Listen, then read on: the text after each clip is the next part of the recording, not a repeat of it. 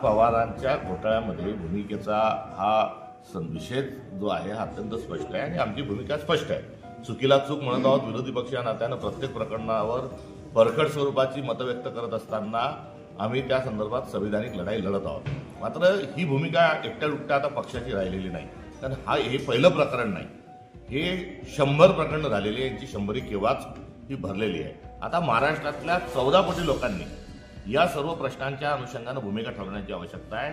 हे देश विकायला, महाराष्ट्र विकायला निघालेले ही लोक आहेत, हे केवळ मतांचीच चोरी केली नाही, त्यांनी रोजगार चोरी केलेली आहे, यांनी शासकीय निधीची चोरी केलेली आहे, हे जमिनी चोरी करायला आता हे निघालेले आहे। त्यामुळे चोर सरकार आहे आणि या चोर सरकारच्या विरोधात सर्वांनी एकत्र येऊन मोठं जन आंदोलन पुकारण्याची आवश्यकता आहे। पहिल्याच दिवशी या संदर्भामध्ये अजित पवारांनी जनाची नाही तर मनाची बाळगून राजीनामा द्यावा किंवा न खाऊंगा न खाने दूंगा ही भूमिका भाजप सातत्याने मांडते आहे।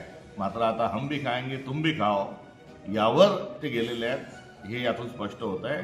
आणि त्यांच्यातही जर भाजपमध्ये थोडी जरी नैतिकता शिल्लक असेल तर त्यांनी अजित पवारांना तात्काळ मंत्रिमंडळातून बरखास्त करावं, या संपूर्ण संचालक मंडळावर गुन्हे दाखल करावेत आणि केवळ संचालक मंडळावरच गुन्हे दाखल करू नये तर ज्यांनी परवानग्या दिल्या होत्या, हे खोटं काम ज्यांनी केलं त्या शासकीय अधिकाऱ्यांनाही त्यांच्यावरही गुन्हे दाखल झाले पाहिजे। आणि त्यांच्यावरच नाही तर या अधिकाऱ्यांनी ज्यांच्या इशाऱ्यावर काम केलं तेही सर्वजण यामध्ये आरोपी म्हणून पुढे आले पाहिजे। आणि या पलीकडे हे काही पहिलं प्रकरण नाही, हे दुसरं प्रकरण नाही, तिसरं प्रकरण नाही, पुण्यातले 3 प्रकरणं नाही, तर या संदर्भामध्ये एक श्वेतपत्रिका जी आहे ही शासनाने जाहीर करावी।